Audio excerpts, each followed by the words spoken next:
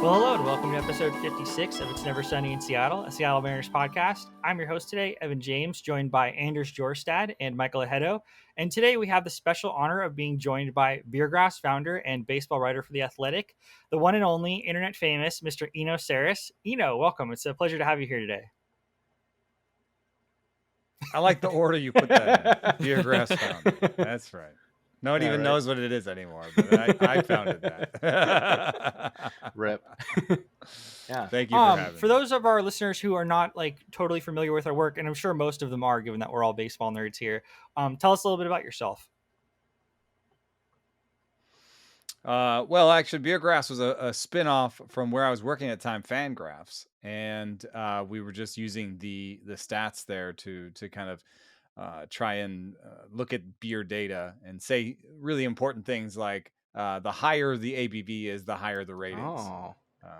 This beer is really good. Yeah, I've just I used to be an educational publisher for Kumon Publishing, and I just spent all of my extra time reading Rob Neyer's links, all the links that he used to put into his links article on page 2 on ESPN and ESPN in general. And I would print out everything he linked to every week. I would print out chats on BP and Fangraphs. I'd take them all to the bathroom, and I'd spend about 2 hours taking a poop. From those beginnings, somehow turned it into a career writing about baseball. And I've mostly had an angle mostly about pitching. I've kind of written about pitching and pitch types and what makes a pitch good and what makes a pitcher good, because I think that's kind of difficult to figure out. And I think that we project pitchers worse, and it's harder to figure out which pitchers will be good. So that's just been a thing that's been fascinating to me. And gone from Fangraphs to I did Amazing Avenue, wrote about the Mets on Sports Blog Nation, wrote for Bloomberg, wrote for a couple other spots, and then ended up at The Athletic. So it's interesting that that's that pitchers are the harder ones to project, because I think I'm pretty good at analyzing hitters and pitchers, but every time I write a hitting article, it ends up being too optimistic, where I think like Dylan Moore is a legit, like a Kyle Lewis-esque hitter. But pitching, I think is I wouldn't say easy, but somewhat like, I guess my accuracy is much higher. So I think that's funny, the way that it works. It's also, I would say, like more pessimistic maybe, because you could kind of go through and be like, oh, well, that pitch is not that good, or this facet of what they do is not that good, or and like over time, like velocity just drops, So like whenever you're like, oh, I like this guy, check back in a couple of years, do you still like them at a tick or two lower? I guess it's much easier to change. I think that's why I like analyzing pitching. It's way easier to adjust a pitch than to adjust against said pitch. So I think it's a little more, feels a little bit more innate. And obviously nowadays there's pitching labs and everything. So I think that's a lot of what people are excited for us to talk about, is really a lot of pitching.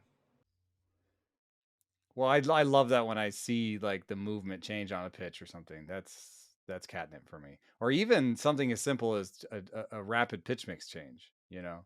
Just see a guy featuring a pitch he hadn't been featuring before. You're like, yes, love it. And you can add that. You can put that up against a change in performance, right? And then you're like, oh man, these really line up. And that happens a lot more than a hitter where like, yeah, he's taking more pitches, and like 3 weeks later, it starts to look a little better.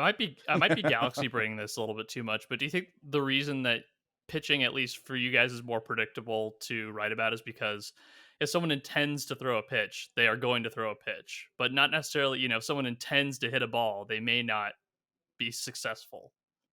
So for a fact you're going to get one thing, you don't know you're going to get the other. It's also fascinating that you talk to these people and they have intent, and they're like, I tried to shape this pitch this way and I did it. And you're like, oh, I can look at the numbers and match it up with your intent. And yes, that part is, I like that part. Hitters always tell me it's reactive, and the pitcher controls the pace of the game. Pitcher controls what they're going to see. So it's a lot harder also to get a hitter to talk about their craft. If you like the radioactive is try to get someone to talk about their 2 strike approach. like to get them to talk about the specifics of it. It's like they'll no. They're also not very good at I'm not gonna explaining talk it. about that. So sometimes they'll talk about retired guys. No, yeah, they're not very good at explaining it either. Like, I'm swinging down. It's like, no, you're not. We have your data, and it's not true. Yeah, exactly. Yeah. One of the most fascinating was maybe it was Robin Ventura who would he would just take his back foot and then he would go like this with 2 strikes with his back foot. He would just open it up, and that would basically line him up to go up. Interesting. But it would also kind of open him up to cover more of the plate. And so Zach Greinke said every time he saw that, he just busted him inside with 2 strikes. I love Greinke. I actually I was going to ask you because I had this conversation last night with Jake Mailhot of Fangraphs and Look at Landing and John Troopin of Look at Landing. So I didn't know this until yesterday, but Penn Murfee, and we had some mailbag questions about him. His active spin rate on his fastball, what would you guess it is? Wait a second. I was just looking at his movement numbers. His 4-seam fastball does not perform like a. It's great. It has a 45% active. It's high. It has right? more gyro spin than active spin. But it has a high spin rate. So it's a really weird pitch, and we were basically debating. John was saying, I don't think it should be a good pitch, and it's performing better than it should. And I was saying, I think it's almost impossible. If it came from an overhand, it's impossible to throw. If it came from an overhand slot, it would be bad. It's pretty much impossible once you get below 4.5 release point. You basically can't throw a bad fastball. So it is a really weird pitch, but we were talking about is this a gyro ball? And I was like, I don't think so. And then I thought more about it, and I was like, I don't fucking know technically what a supposed gyro ball is. I know what a pure gyro spin ball is. So I was, But yeah, the ball, it doesn't drop. You'd expect a side armor to have a fastball that drops a lot. You'd expect them to have a fastball that had a lot of side to side movement. His 4-seamer has 5 inches less horizontal movement than a regular 4-seamer.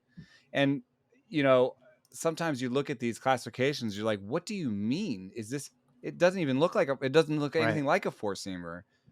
This is not a 4-seamer. Is this a cutter? What is this? It has 2 inches of horizontal break. It's a nothing ball. Yeah. I think you're right. It's kind of weird. He was talking about it. He has a nasty bruise under his I think he talked about, there's a quote, I think at Look at Landing today, but basically he takes it and turns it over, because he's throwing from sidearm, much like you would with the gyro ball. So because of it, he has a nasty permanent, I don't even know what you would call it, a blood blister thing under his. Yeah, it sounds nasty. But there's a philosophical thing underlining to what you just said about, is it hard to throw a bad fastball from that release point? There are differences between modelers in the philosophy of what you just said there. Because Stuff Plus really enjoys side armors, and so Penn Murfee looks amazing through that. I think he's a top 10. Well, I think he tweeted about him for the first Plus. time in spring training, right? Because he was the top of your model.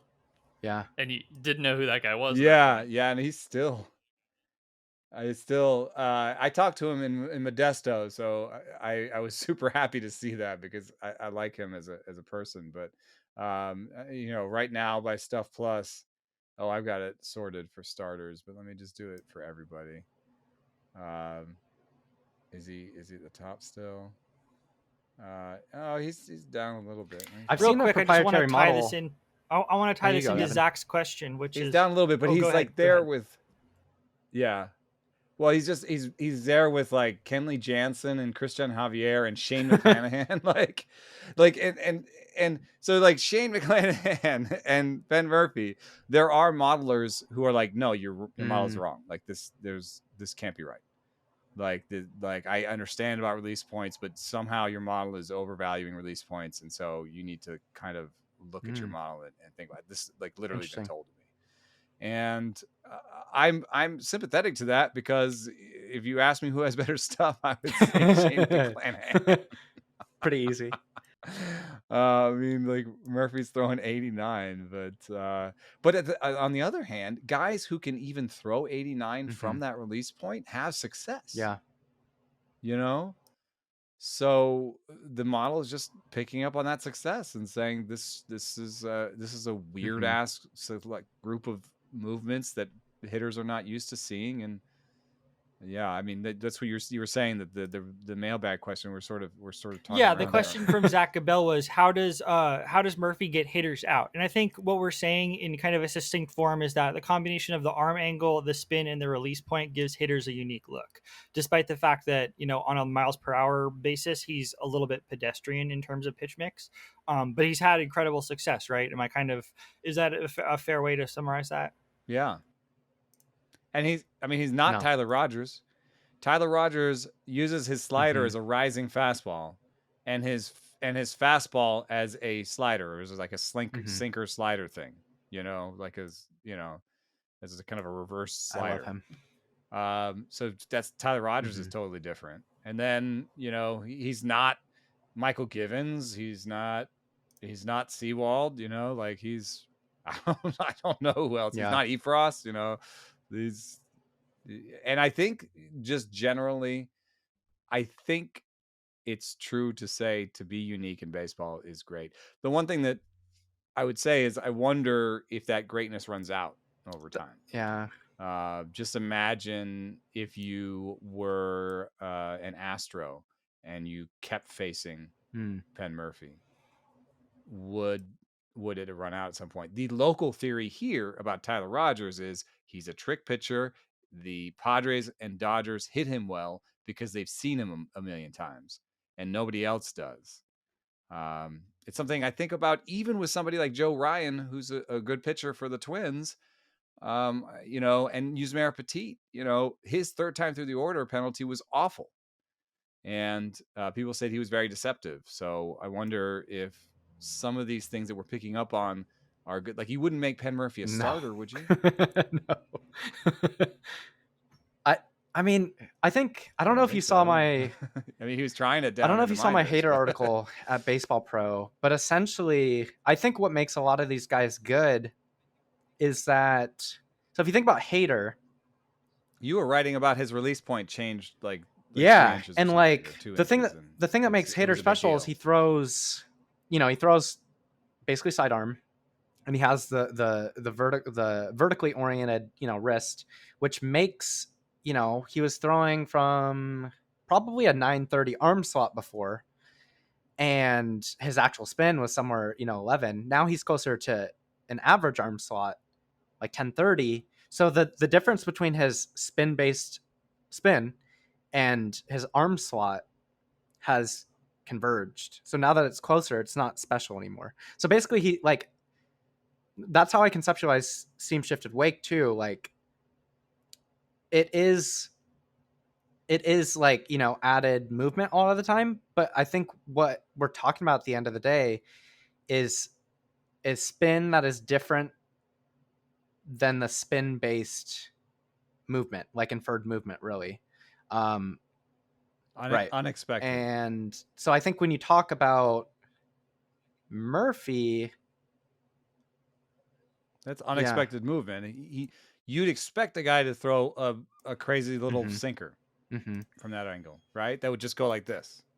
Instead, he throws. It's the same thing as Stroman too. Stroman as everyone said, you know, he's a robust seam shifted weight guy. He's too gyro heavy, so the ball just pushes through the air. And that's why Penn Murfee, he talked about actually not wanting to get that arm side run, which means he doesn't want to get more active spin than he has. So I think right. So he wants lower, which is active weird spin, and everybody else is kind of working to have higher active spin. So I think, just away from the average. So if there's ever going to be anybody busted for Vaseline, Murphy.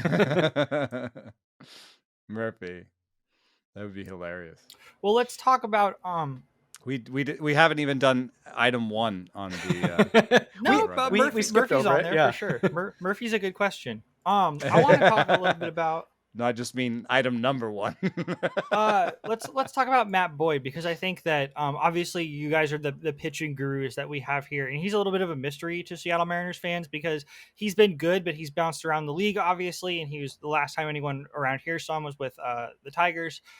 He hasn't really pitched this year. What are the kind of expectations that you have for him coming out of the bullpen? And is there any interest particularly in his stuff maybe taking up out of the pen and what that could mean for his effectiveness potentially? Yeah, I mean, he's got borderline stuff in my model. The last time he registered was kind of like 90, 91 stuff, and it's mostly due to his slider, which is a surprisingly vertical slider given how horizontal his release point is. It is actually not a sweeper coming from a guy who throws out there, one thing that nobody's tried, and I wonder, this has less to do with velo and maybe more attainable out of the bullpen. No one's really tried like 50-50 with him. And I actually think that that's why the Giants got him, because the Giants, if you look at all their relievers coming out of the minor leagues, they are 50-50 or even 60% sliders, 40% fastballs. You look at, they went and got Jake Junis. He went to 50-50, and I think he threw more sliders than he'd ever thrown before. And so the Giants are making this heavy bet on, bulk sliders being unhittable or being less hittable, like sliders just being inherently less hittable, even if you kind of go into the 50, 60, 70% range.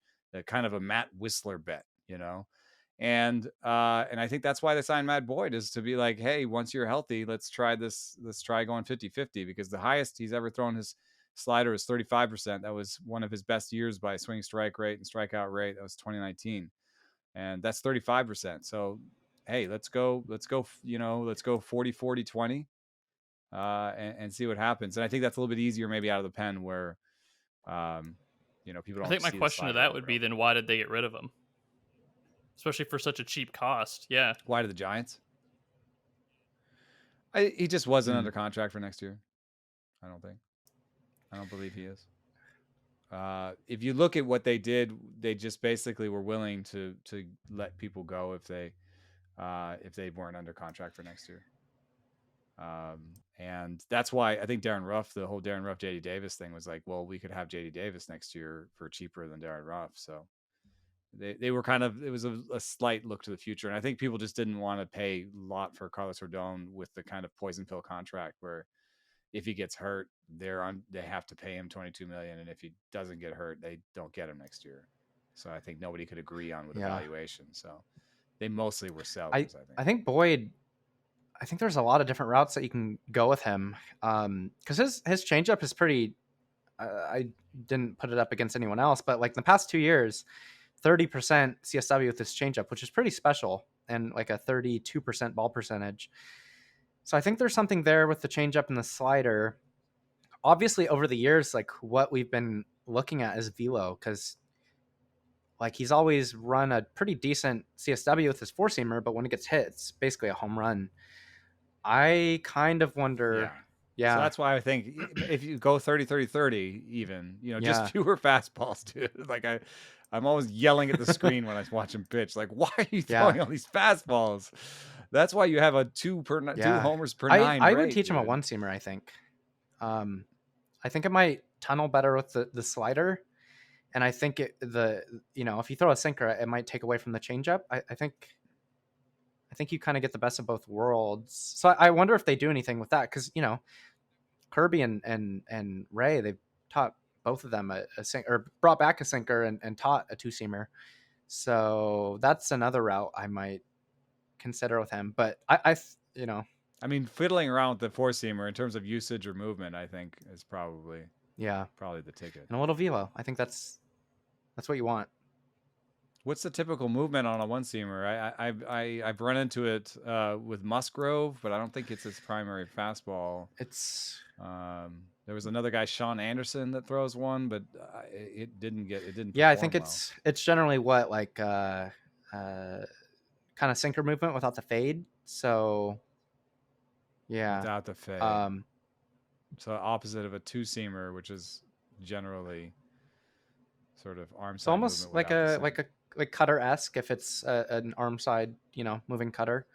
I think that might help as like an intermediary. Who do you think throws one a lot right now? Is that some of this cut ride fastball? I think Stroman throws a variation because most guys we don't know. I know that BP is working on potentially tagging pitches as one seams when they know, because they're doing that with sweepers. I don't know if you've seen the leaderboard come back. I know, I like that. That's nice. A great part of the leaderboard. I love that. So that's another thing that I think we talked about the other week, but that I'm interested in. I don't know if they'll do that, but between the changeup and the slider, I don't know if that's what you do in the bullpen, but he ought to throw those like 75% of the time, something like that. I think that there's a weakness for this team. They're running out of depth a little bit. Trader Jerry has traded away a lot of the prospects, right? Yeah. So beyond Emerson Hancock, you're looking at Justice Sheffield, and I actually have a name that not many people have spotted, but the model likes is McCacken. Oh yeah. No! It likes model likes him, and I know the results are middling, but he's always been a strike thrower, and they changed the shapes on his pitches. Interesting. And right now he registers as 102 stuff plus. He actually registers as having a higher stuff plus than Sheffield, and he's combining that with much better command than Sheffield. Yeah. Sheffield never had good command, so. I'm not saying that I think he'll be great. I'm just saying that's your depth is Justice Sheffield and this guy that made McCacken. you guys. His first start for the Mariners, he struck out 0 against the Rockies in 5 innings. Right. Yeah. But that was 2020, right? Or 20 last year, 21. That was not this year. Apparently he's changed the shapes on his pitches, and he's been up with the big league team, but hasn't pitched with them. I don't know. I mean, if that is your depth, you go get Matt Boyd. Yeah. I guess. It's like a security blanket, and nobody's gonna question you if he has to spend another 2 weeks on. And Flexen's in the bullpen now, so yeah, which really? I think is good. I think when did that happen? They basically announced it today or last night. Yeah, I think it's good because what. I didn't see that happening. The new slider was good. But I think if you add velo, I think you saw it was your tweet. I think if you add a tick or two of velo, hopefully, he becomes. Is just looking forward to possible playoffs. I think so. And he's still an option, if someone goes down. I mean, they know at this point they can't add velo to Marco. Exactly, and I think they're comparable too, like by stuff plus. I think. Yeah, so you just leave Marco in the role he's used to, and if it's a bad Marco day, you throw Flexen in there quickly. I mean, the one thing that's underrated is once you get to the playoffs, and this is why I didn't like that trade for the Yankees, the Jordan Montgomery trade, is that having guys that can go 2 or 3 innings is actually undervalued, I think. Because you will often take out your stud in the 3rd inning in the playoffs. Like we've just seen that, and you'll do it quicker because you can't fall behind 5, especially in a do or die game. Right. So if you take out your ace in the 2nd inning, then you're already in your bullpen. Well, it might be nice to have a Chris Flexen that could get you 2, and then you can go to your bullpen. So, I think other than going to a 6-man rotation, which might affect your chances of getting to the playoffs, because now you're pitching both Flexen and Marco for 5 innings at a time. Probably putting Flexen in the bullpen was the right move. Well, let's talk about the other pitcher the Mariners acquired.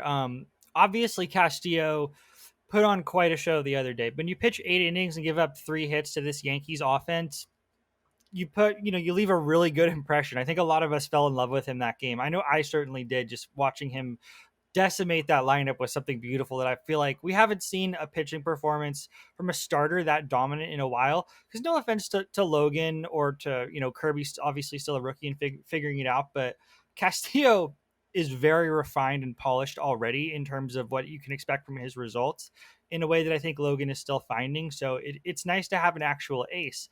But in terms of looking forward, we got questions about whether or not we think the Mariners should extend him, what's the best time to make that offer, and what money would it look like. I'd love to get your opinion on kind of what you would sign Castillo for long term, given the way he's pitched so far for the Mariners. He's really interesting because he's traditionally been more of a ground ball pitcher that does not have the strikeouts of an ace, of a true ace, in terms of like the guys who get $300 million and Garrett Cole and DeGrom and Scherzer, or even, Wheeler, who got, $150 million. And he's kind of settled in as like a 10 to 15 guy in terms of, where you might slot him and where I might rank him in a given year. And, I know those are fantasy ranks, but I think there was enough blowback, when I wrote that he was an ace. When I wrote up the acquisition of Luis Castillo, there were enough people who, in the comments and on Twitter were like, no, he's not.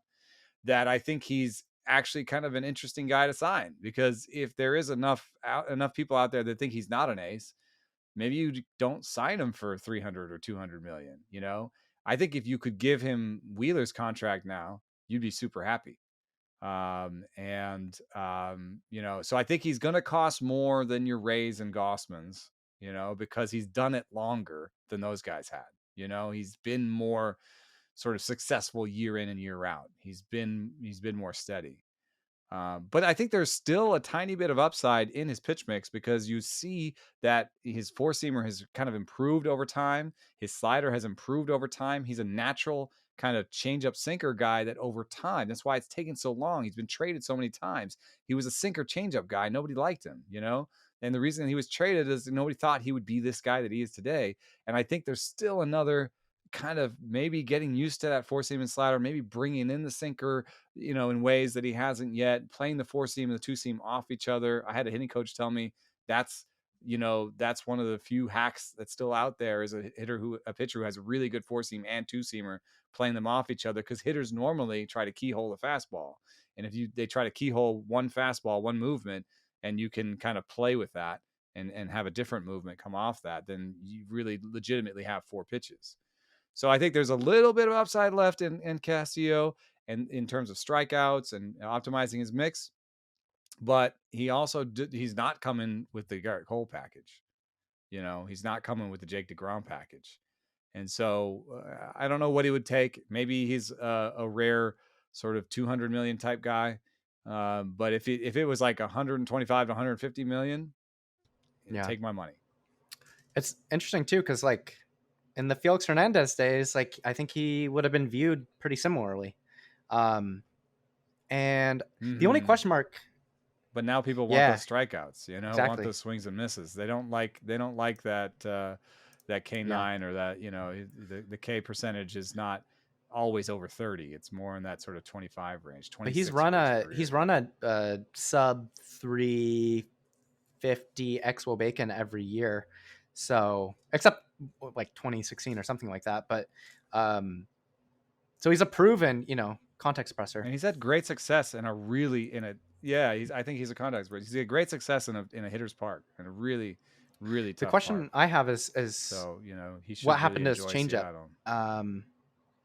Because even last year it wasn't right. I think it was last year. I remember Justin Choi writing about it, because back then I was just saying, he's not repeating his arm slot. I think there's something to the movement profile that changed. And And maybe that's why the fastball, like maybe it's an arm slot thing. I haven't actually settled on it, but the changeup seems like it's not what it was. Yeah, it's weird because the overall movement looks similar, and so it's a question of half inches maybe in terms of movement. If you look at Brooks or Savant, like his changeup isn't really defined by super red, other than sink, and it's had an inch extra drop over average every year, and still does, maybe a little bit less this year.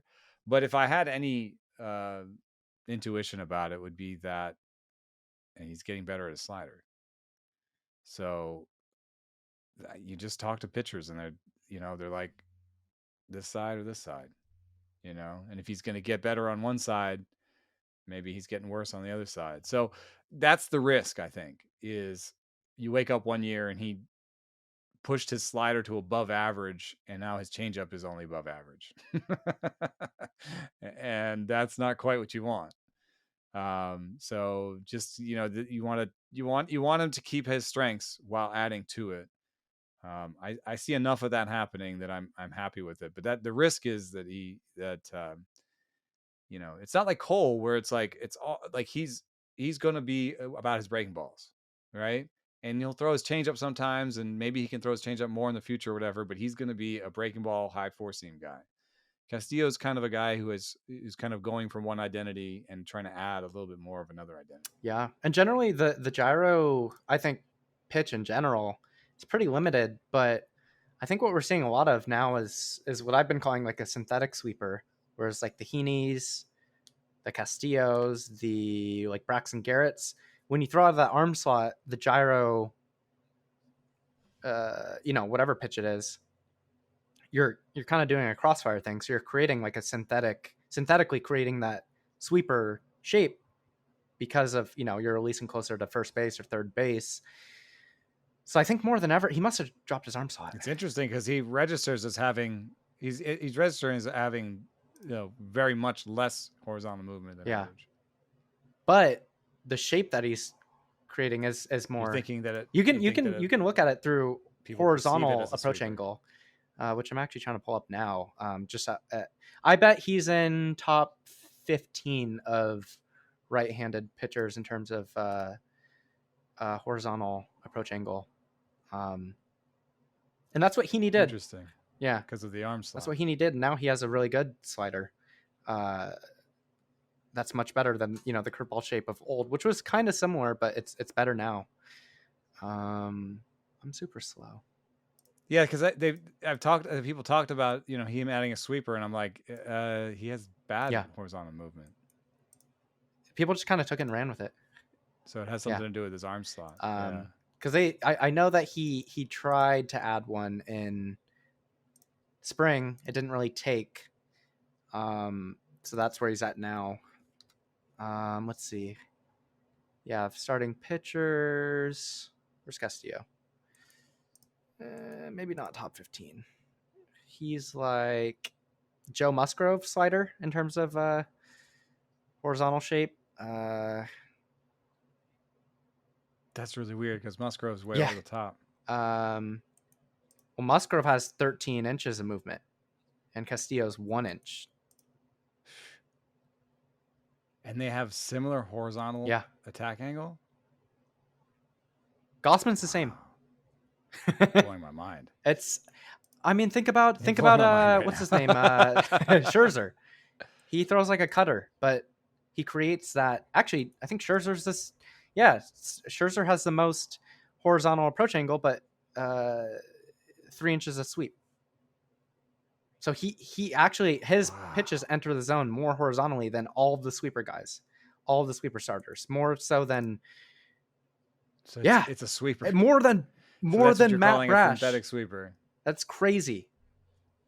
So what you need for a synthetic sweeper is a low arm slot, low horizontal movement. And if you're a right-handed pitcher, you want to. I think if you're on the rubber too, you probably want to release closer to third base. So Castillo throws what I probably would call a synthetic sweeper. Yeah, it's pretty cool stuff. That's why I love pitching. Whereas batters, it's like there's no metric that it's like where they stand on the box or anything. At least, not public. I mean, I've looked at it and I've written about it, but yeah, I've had to like just look at the video and be like, Oh, look, Bellinger, right? I think you wrote about that. Yeah. I drew a red line. Yeah, I drew a red line here, and now he's standing behind this red line here. Yeah, Paint, Microsoft Paint. Looks like 3-4 inches. Yeah. Yeah. That was another one where I was talking about Bellinger, and he had changed how close he was standing to the plate in order to kind of make the outside pitch more inside for him. And I was trying to talk to them in the clubhouse about that. And I spoke at first to Kike Hernandez. And he's like, I don't know what you're talking about. And I was like, what? And then David Freese was on that team. And David Freese used to stand really close to the plate because he had an inside-out swing. And he could take the inside-out pitch and still go oppo with it. And by standing really close to the plate, he could still take the outside pitch. He could still hit the outside pitch. And so, that was part of why Freese had that kind of late career resurgence, was I think he just stood closer to the plate. And I was talking to Kike, and he's like, I don't know what you're talking about. And I have a decent relationship with him. I've been talking to him since he was bad. So he turns around. And I swear to God, he's mouthing crap to David Freese. Like, get out of here. Like go, And David Freese, who I've been waiting for, who's not a star, like he comes up and he literally grabs his pants and his uniform out of his locker and walks the other direction. I've never seen anyone do that. If you're going to get dressed, you get dressed at your locker. He like literally grabbed his uniform to get dressed and walked away. And I swear to God, Kike ruined that one for me. So I was like, you know what? I'm gonna write it anyway. Screw you. I don't need your quotes. I got my little red lines I can draw on the. Did he slump after that? Frames. After you outed him, did he slump? Yeah. Freese? No, I don't know. I mean, he was near the end of his career. It's hard to say that any one thing. I think he's pretty good in that postseason still. I ended up going to Kevin Pillar and being like, will you talk about this? He's like, oh yeah. And he was like, yeah, obviously you can toggle that and like try to play with that. I don't know. I think that sometimes veterans are like, I don't know why. I was sort of surprised at Freese. Maybe Freese would have actually answered if he knew what I was talking about, because a lot of times veterans are like, yeah, there's no way that no advanced scout didn't notice this yet. Yeah. Like, how long do you think if Bellinger steps like 3? Yeah, I even asked people around the Giants. They're like, oh yeah, Buster Posey, the first thing he ever did when a hitter stood in the box was look at his feet. Interesting. And I was like, oh my God, I never noticed that. And then I looked back at old video of Buster Posey, and the first thing he did whenever any hitter, he'd look them down at their feet, he'd look up at them, and then he'd make a sign. So he was looking. I guess these guys all have really good memories too. So they can actually remember where you stood in the box last time. So if they look down at your feet and looks up and he goes, oh yeah, this is David Freese. Whoa, he's 3 inches closer. Like, he might actually remember that. Whereas me, I'd be like, where's the red line? Who's this again? Well, Luis the red line? Yeah. Let me check my computer real quick. Gotta keep score. Yeah. Yeah. That's fascinating. Yeah. So anyway, I mean, you blew my mind with the synthetic sweeper. I love that idea. Pitching's best. Well, we talked a little bit about Castillo. On the topic of pitching, we have a question about Robbie Ray, who has been something of the main character of this podcast all year. Our listeners are wondering both how you expect Robbie Ray to age over the course of his contract, and also if you have any predictions for what his stuff might look like in the future. Because you mentioned at the beginning of the podcast, you love it when pitchers kind of, pull something out of the woodwork and come up with a new pitch. Robbie Ray seems to be the Mariners' case study for this, pulling a new pitch out of nowhere, middle of a start after he had struggled a couple months ago, and it's really turned his season around. What do you think of all that?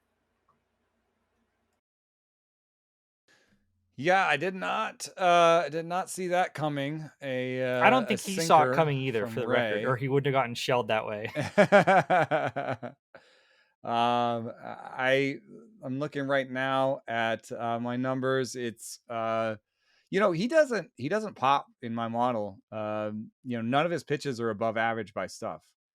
Which is actually pretty rare for someone who throws a slider. My model really likes sliders. And then obviously none of his pitches are really that great by command, other than his four seam. He can place that pretty well. I just think that having another look and another pitch that rates well. I mean, like a 98 stuff plus from a starter is actually above average. Because relievers are in the pool. So I think average for a starter is actually like 96. So he has 3 above average pitches by stuff. They're just basically average, my model says. And 2 pitches he can command in the four seam and slider. So the sinker is just that sort of vaunted third look. And I think he's probably doing that thing too, that I was talking about earlier, where he's playing the four seam action off the two seam action. And that just gives you more, it gives you a little bit more. I think he was doing this, and now he can kind of play horizontally. He was doing vertically with the four seam and slider, and now he can play horizontally with the four seam and sinker. Just gives him another way to get in the hitter's head. I'm supposed to check on some cauliflower. I'll be right back. Talk amongst yourselves. Sorry. I think we should leave that in. That's a podcast. That's a cold open. Anyway, I think guys with more pitches age better. So it's good that he added that pitch, but I wouldn't have said that. I wouldn't have highlighted him as a guy to sign. I think I would have actually probably given Gossman more money. But they're kind of similar in that they have their two pitchers guys that are adding. Does your model take into account horizontal approach angle? I don't actually have vertical approach angle in there as a thing, or horizontal, because I'm worried about double counting, because I have release points in there and I have movements in there. I do actually think that that's why my model likes release points so much, is that it's finding VAA and AHAA in the release points. Because I wonder if does he have a unique release point? Maybe he's Ray? Kind of over the top-ish. He gets out there too. I think he's pretty close to first base relative to a lot of pitchers. So he creates some synthetic sweep with his slider. I mean, you're definitely right. He's running the two seam off the plate, and it's kind of it's like a riding sinker. So he locates it up. I think that's a judicious use of it. He backfoots that fucking slider too much to righties, and I just think it should be below the zone, not running off the plate to his glove side. It doesn't play. If you look at any pitcher, that's the homers basically. Yeah, that's the homers when he misses them. When you look at any pitcher, if you go on Brooks Baseball and go to like the pitch plots, look at one of their breakers, look at whiff rate, they probably get the most whiffs below the plate, but they probably locate it most to their glove side.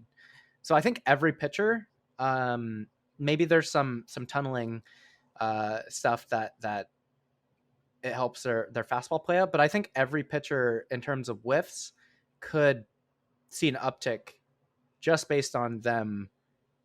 I think they're afraid of being middle and leaving it up. If you leave it, if you're glove side and you leave it up, at least you're off the plate, maybe in a more uncomfortable position.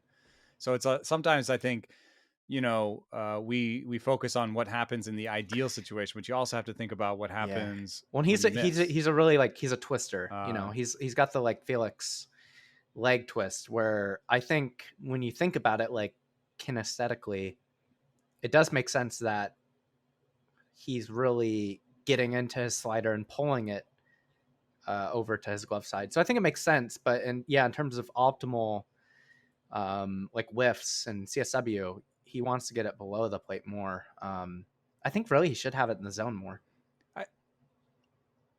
I think there's a really interesting collection of arms here with Gilbert, Ray, and Kirby, in that I think they're three totally different pitchers, like completely different pitchers. And I would love to tell you right now, I can tell you who I think will age the best. To me, it's Kirby, because Kirby has the most pitches that are already in his bag. He has elite command of the slider already. And I think he's the kind of guy that will toggle the curve and change look good in my model, but I think he'll toggle them and play with them and feature them more and less over his career. And so he's got those two extra things in his back pocket, but already with the slider command, he can put that slider wherever he wants, whenever he wants. And that's, I think, something that neither of the other two have. Gilbert has the best fastball, easily of the three. So if you wanted to bet on fastball, you bet on Gilbert. I don't know what you bet on. I think what you bet on with Ray is actually something kind of old school, strikeouts. Yeah. He just strikes guys out. So, but in the numbers, you're like, he's a guy who strikes guys out. Like you can bet on that. But I'm a little worried about what happens when the fastball loses a tick, So I wouldn't bet on him to age the best, but I'm fascinated by Gilbert to see what happens. Can he harness the changeup, or add a changeup he can command, or add a curveball that's any good? He was a curveball guy coming up, and it wasn't any good. And then he got to the big leagues and discovered that's a huge scouting thing to me. Everyone likes the Kershaw curve, the big loopy Dylan Bundy curve. But it's never anything better than a get me over, And I think he was throwing it like 72. And now the two things that I'm thinking about with those two is Gilbert, his curveball is getting firmer and firmer. And I think it is still more get me over. And his slider's becoming more cutter and cutter. It's probably a release point thing. We could see a day where everything's kind of fast, but it's like fast, faster, faster, fastest. And then I don't know if you saw, but Kirby added a sweeper and added a two-seamer. And that's really... So he has two sliders now. I think he's just using the sweeper. I don't know, actually, with... Okay, yeah. But he really commands it well. And the command has gone up over the course of the season. I can see it in the numbers. It's elite, I think. But Kirby has the worst fastball. Oh, for sure. He's the most stock of stock. Dead ball, fastball, yeah. It's not a good fastball. But when you have four pitches, you just dance around that fastball. You just use the fastball judiciously and you play around with it. I mean, he can get strikes with a slider, like called strikes. So I don't know. I would bet on Kirby's profile the best, I think. But I think Gilbert has something to say, which is I have the best fastball, guys. like there's not that many people out there who can get you out with their fastball. Yeah, and Gilbert is one of them. I think it does kind of become a Bieber. I don't like that comp, the Bieber and Kirby, just because of arm slot, really. But if Kirby can throw a sweeper with that, with the other stuff, with the elite command and like a good enough fastball, I think he becomes a higher 20s K percentage guy with elite command, and which, low. With like a really like low it's 3.5 right now, top 1% of the league. I think it could be less. And that's Oh no, 3.5%. Well, that's impressive too, because he's a pronator, so like, or more of one, which makes it hard to rip off a good breaking ball. So now that he's added the sweeper, he's doing the thing that makes unicorns, which is Yes, because he has a really good changeup. That's really interesting. I was wondering, there's not that many people who have a really good slider and a really good changeup. Well, because it's hard to I think in the way of Penn Murfee, it's hard to, from that slot, it's hard to throw full, 100% efficiency fastball. So he supinates. He rips off the sweeper. Kirby's definitely more so the pronation, even though his fastball's not, Well, Evan's a big Kirby fan, Yeah. huh? Oh yeah, I think he's special, and he's one of those guys where just because of the way he was injured in the minor leagues and didn't pitch very much, I feel like he got overlooked. But the Mariners have known there was something special about him since before he was drafted, and the consensus when they took him at, I want to say 20th or 21st overall, was who? Like the general industry consensus was, who is this? And they knew, and he's lived up to every bit of it. I think the big turn for me where I knew he was going from like a number 4 and kind of like a baseline starter, but not somebody special, to like somebody to watch, was when the velocity ticked up. Because the reports 2 years ago was that, all of a sudden he went from throwing 94 to throwing 98. And there were reports he threw 102 in Arizona. And like, when you walk nobody, which is his whole thing, is he doesn't walk people, he doesn't give away free passes. And then you also add that kind of specialization and velocity and just ability to overpower hitters, it becomes something different. You get into like Cliff Lee territory. And I don't like to say that out loud because I don't want to jinx it, but like when I watch him, I see shades of Cliff Lee, of a guy who has the stuff to beat people with just the raw ability, but is also an incredibly cerebral pitcher and can outthink you and outpitch you with his ability anyway. And they don't make him like that. I don't think Gilbert is like that. I think Gilbert is much more of a physical specimen. Like you said, the fastball plays up and he has some deception, but the pitching IQ and his ability to outthink hitters hasn't quite played up in the majors the way I thought it might. And we see some of that, like we've seen some of that kind of. Well, you see some of the adjustments that he's made took a little bit longer. Like Kirby came up and changed his slider. Gilbert came up and changed his slider the next year. But I mean, there's coaching effects there too, and who you're talking to and what's going on. But I with Gilbert, they were trying to add the sweeper, and he just couldn't command it. So I think that's an interesting thing when you think about it in a coaching and a minor league standpoint. You say, well, his slider has the movement we wanted, and maybe if we give him more time and give him, and he gets comfortable with it, he'll command it better. It's not like we want him to put away this pitch that has a high stuff plus because it has low location plus in a short sample. But then he got to the major leagues and it just sort of over and over again was proven that he just couldn't put the slider in for strikes. So now he has a slider that has a lower stuff plus, but has a higher location. So if you're the Mariners, because it probably will get to this point, honestly, you can extend one of Castillo, Kirby, and Gilbert. You're saying that they should extend Kirby in that circumstance. I think so, because if you think about it, if your fastball is your best pitch and velo only goes down, Gilbert will always play better than his velo on the radar because of the extension and the movement profile. But is that enough to keep you afloat as you lose tick after tick after tick? You know what I mean? So I think I would extend Kirby. Yeah, as much as I love Gilbert, dude. I think one thing I love about Gilbert is how sad he was. And I'm not saying that I love him because he was sad, but remember how sad he was last year when he was getting rocked? Just how he would walk off, like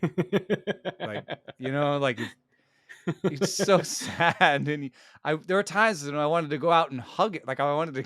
I mean, he looks okay, dude. He looks you like got that a good even fastball. Doing well. Yeah, he's got a little bit more K strut this year. A little bit, he's feeling himself a little bit more. But yeah, just I think he's just got a little bit of like emo band frontman energy going on.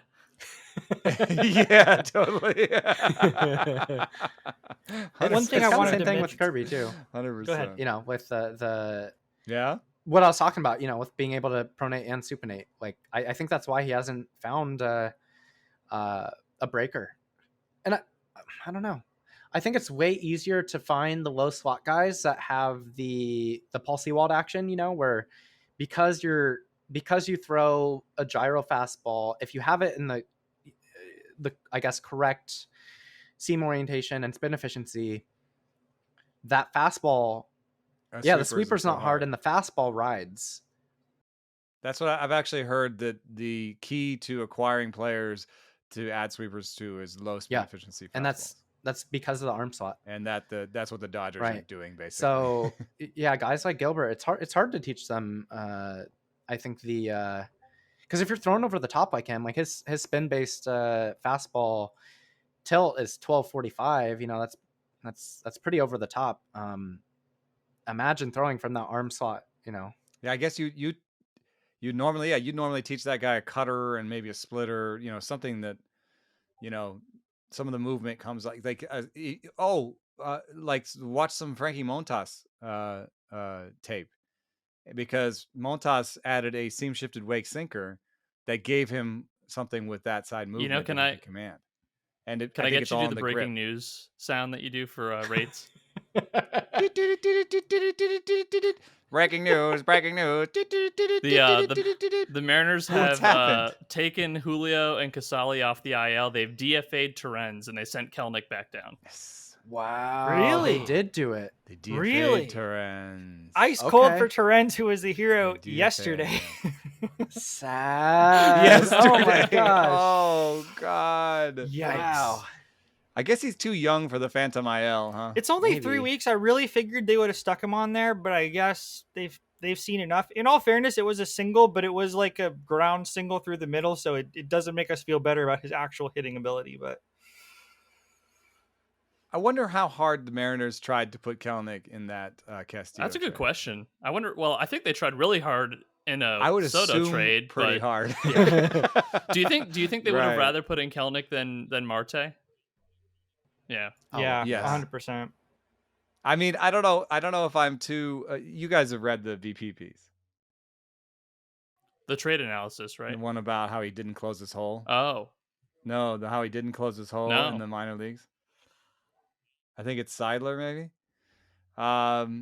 There was a piece about like, he's in the minor leagues, and his numbers look better, but no, he hasn't closed the hole, and not being able to see. If there is a thing that I would lust after if I was in a front office, I think it would be slider command.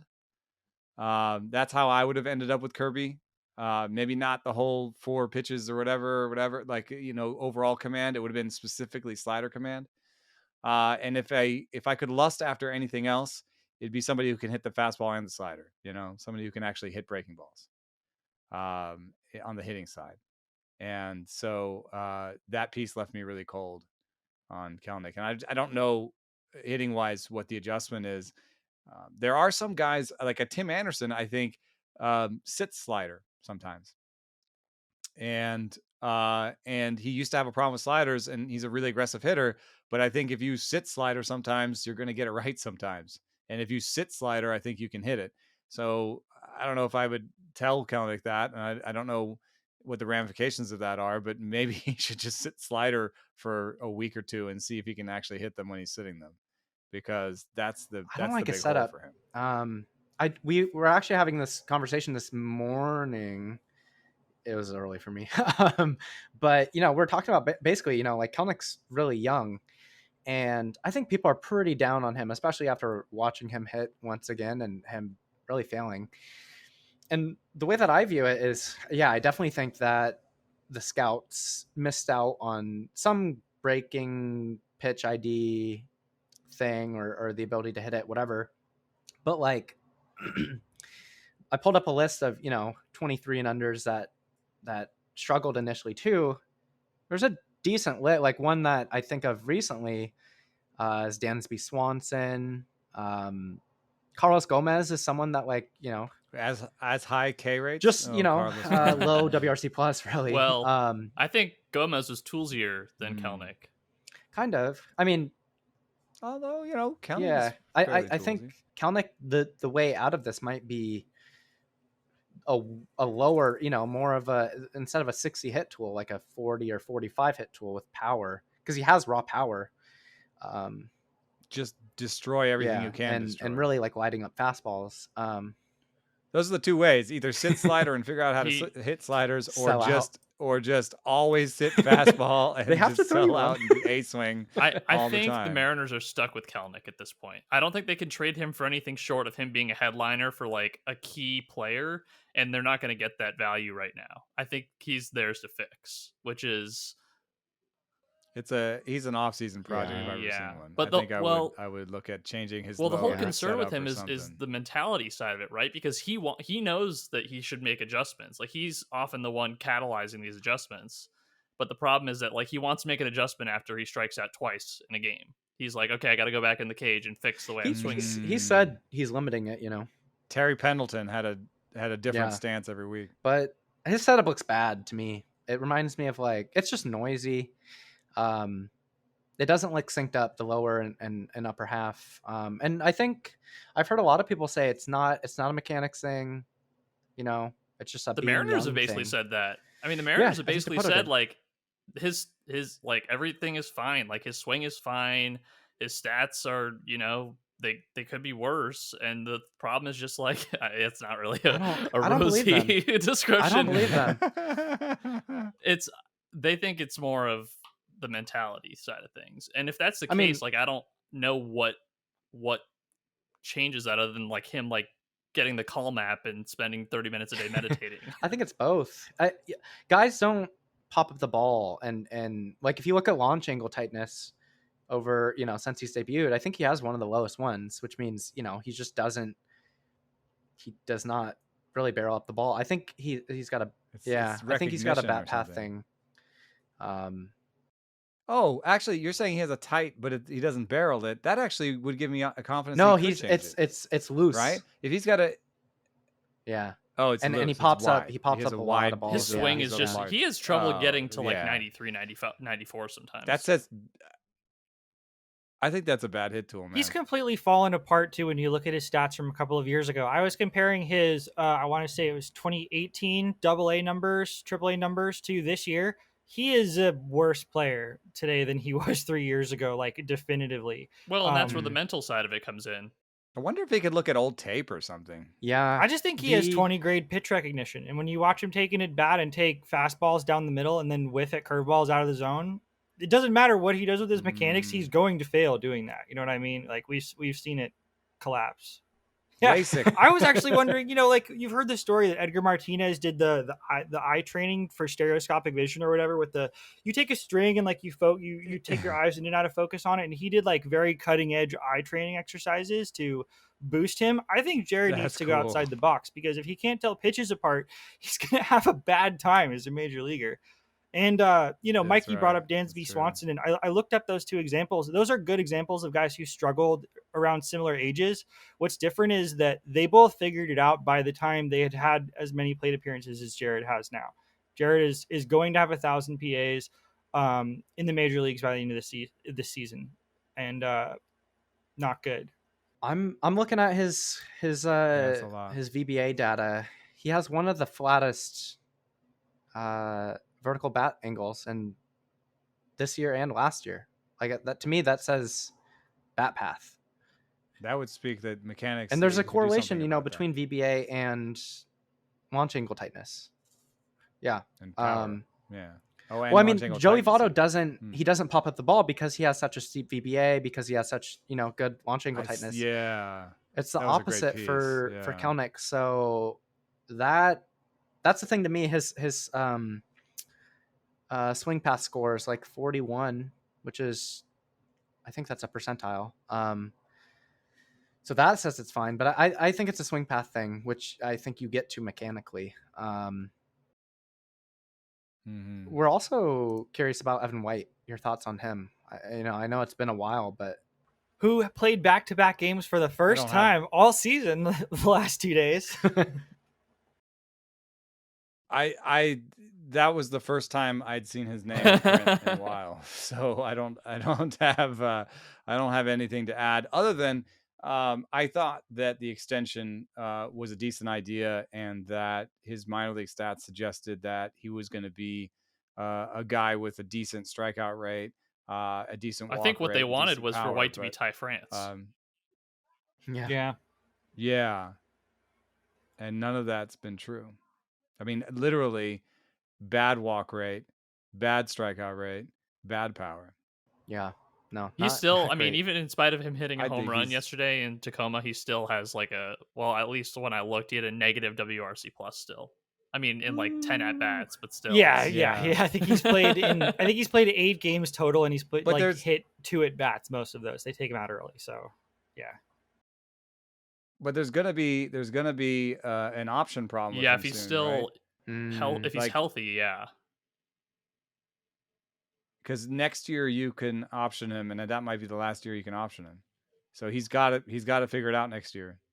Or Both he and it'll be Lewis, DFA. I have a suspicion, will not be on this team next year. Lewis, They might come what do you in think just they do with him? problem with Kyle Lewis is that they just auditioned him to see if he could play part-time DH outfield.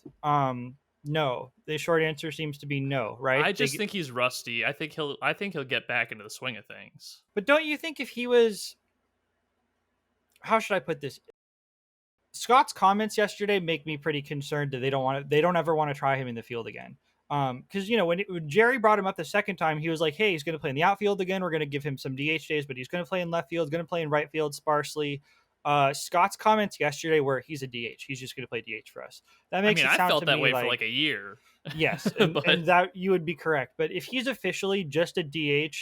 I mean, knees can end a career. It'd be different even if he could be the other half of a platoon with Winker, because like Winker's a lefty, he's a righty. They could theoretically be the opposite sides of that. If he can't play the outfield and he's just a DH, I don't know.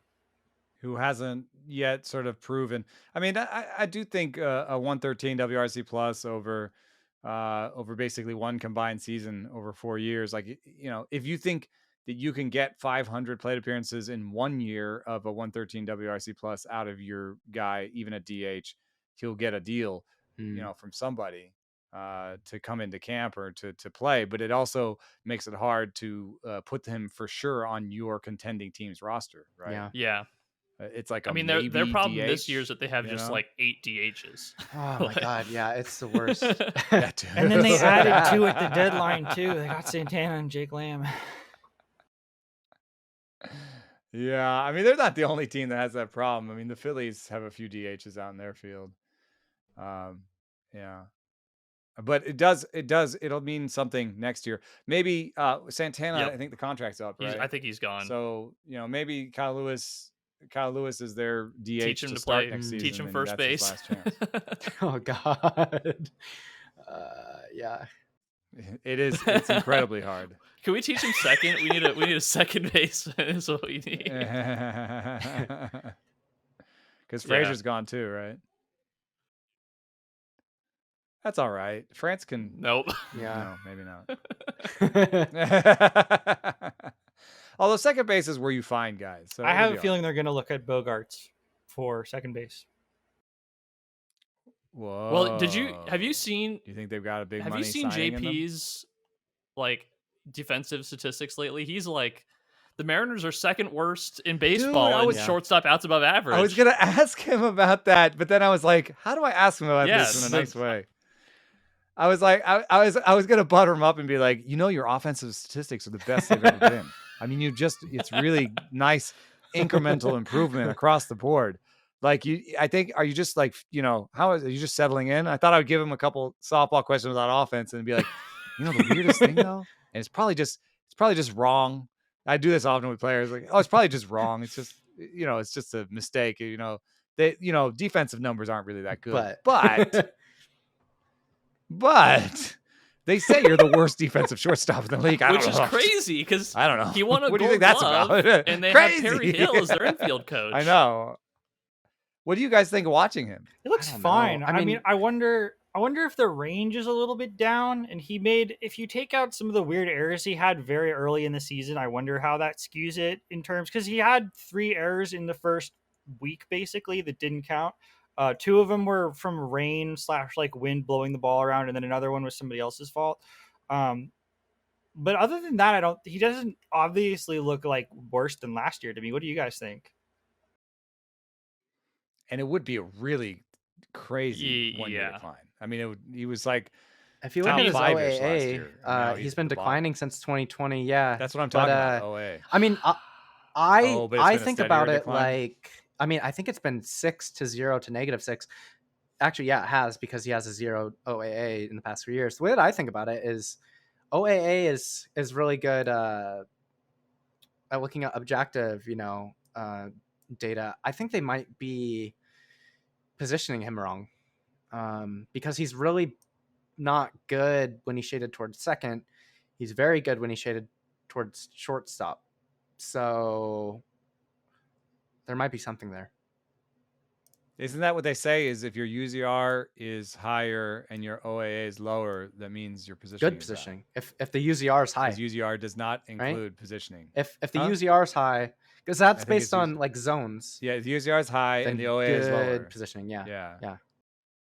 UZR high means good positioning, because they don't know the positioning. It makes that contract that they just signed look real bad though, because how this contract works is he's like Brandon Crawford basically.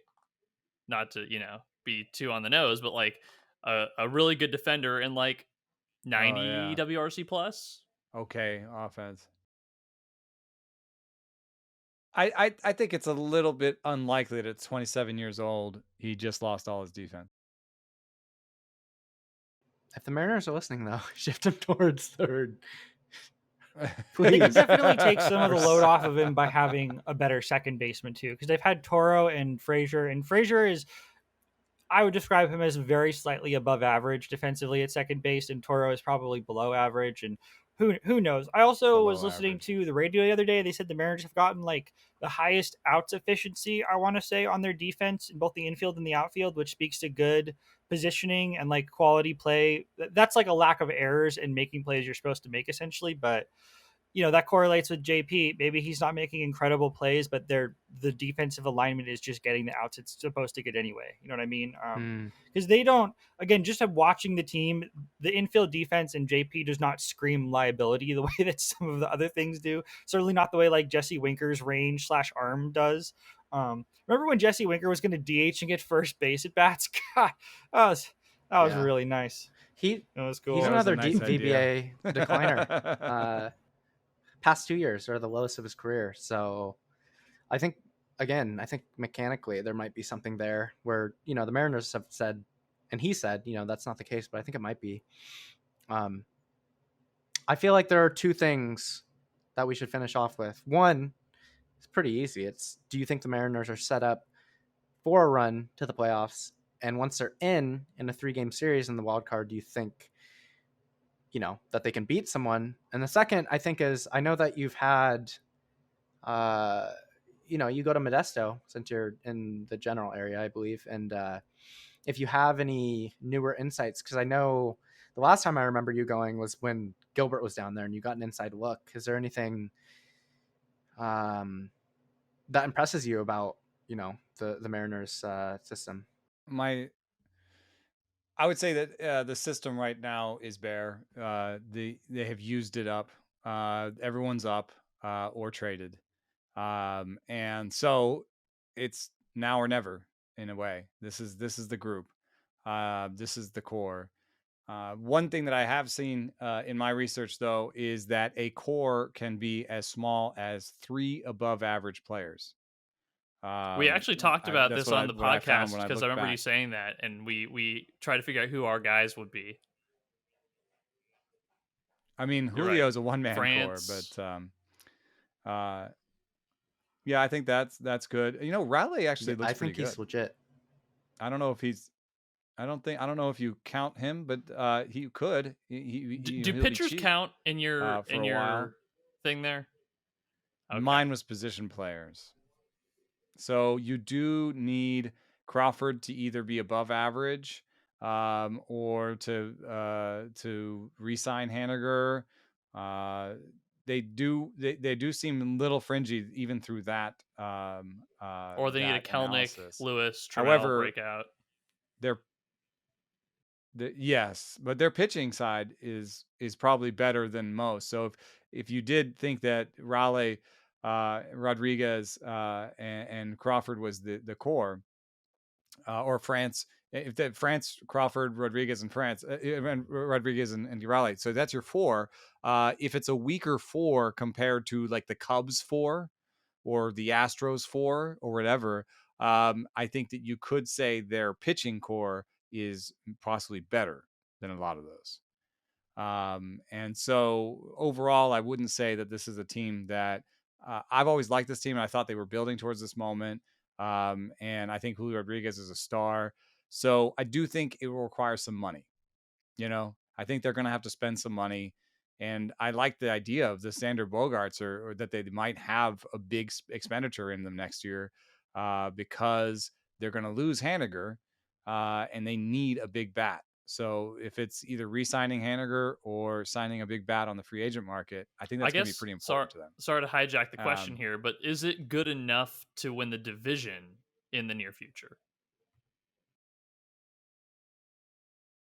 The Astros are a bit of a juggernaut, a bit of a Dodgers problem in their division, I think. But some of their younger players haven't been as impressive, and some of their older players are on the way out. They are facing a little bit of a moment there, like who they're going to put around Ventura. So, and the question of how good their pitchers actually are, because in my model, Urquidy and Garcia are good, but they have really massive home road splits. So there's not really a real agreement on how good those pitchers are. So if you lose Verlander, I think they become more gettable, because then you're looking at a team that's built on Pena, Bregman, Alvarez. And Alvarez is their Julio Rodriguez, except he doesn't play defense as well. And, he doesn't run the bases as well. So I think so. I think there's a chance. I think if they spend some money and then they have to identify some of these, they have to identify some guys in the minors. They have to be some pop-up guys in the minors. That's what the Astros do is they find a guy who's decent, and so they need to start finding guys who are decent. For this year, I think they would depend on Castillo, Gilbert, and Kirby shutting a team down. I think that's it's possible. I don't know if it's probable. I wouldn't put them in the top 2 or 3 in the league as an example.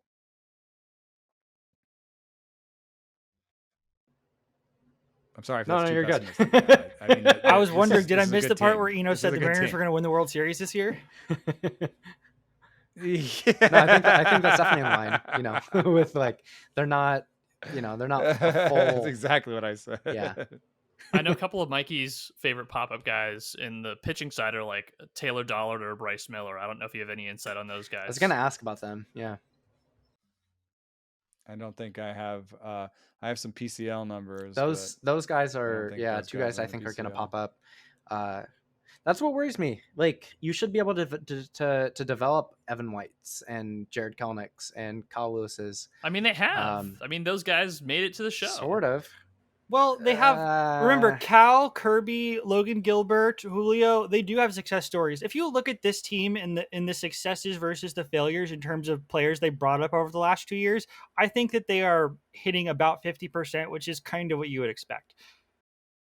That's pretty good, actually. And, like, there's some stars there. They've developed, I think, a pitching star and a hitting star, maybe 2 pitching stars. So I don't think it's terrible. And, one of the things I look for the health of a player development system is how good your relievers are. Because I think really good player development really is a half grade thing where you take a guy who's a 30, you make him a 35, you take a guy who's a 35 and make him a 40. And so basically you should always have relievers because you should be pumping those guys out. And sometimes they've traded for them, but sometimes they've just developed. They've developed a lot. I think that's easily their best skill. I think the only reliever that they have right now that they traded for is Diego Castillo. And then they signed Ken Giles. Munoz. Munoz, yeah. That's true. Seawall doesn't count. He wasn't a trade, yeah. But still, there's some pop-ups. They're pop-ups. The rest of the guys are pop-ups that they develop. So there's good in the development system. I think that basically they've just used up a lot of the raw stuff to get to where they are now. And so there's going to be a little bit of fallow, and that means opportunity for other guys to get playing time and to show themselves, because now Kirby's in the major leagues. Someone has to take his rotation spot and hopefully Juan Mercedes, step on up. I don't know if you know who that is, but he's been shoving in Everett. But I gotta go, guys. I think my kids are home from the first day of nice. school, so I gotta hear. That's good timing, anyhow. Yeah. All right. Yeah, we'll let you go.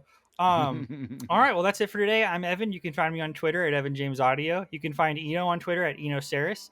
You can find Anders at Anders Jorstad. You can find Mikey at _Kuya Mikey. Find the podcast on iTunes, Stitcher, Apple Podcasts, Spotify, wherever you get podcasts, wherever it is you stream. Additionally, please support the podcast on Patreon by going to patreon.com/neversunnyinseattle. I'm going to have that plus the Discord link in the description for the video, both here on Anchor, on YouTube, wherever it is you're listening. Thanks for listening. Go Mariners. And thank you so much, Eno. It was a pleasure to have you here.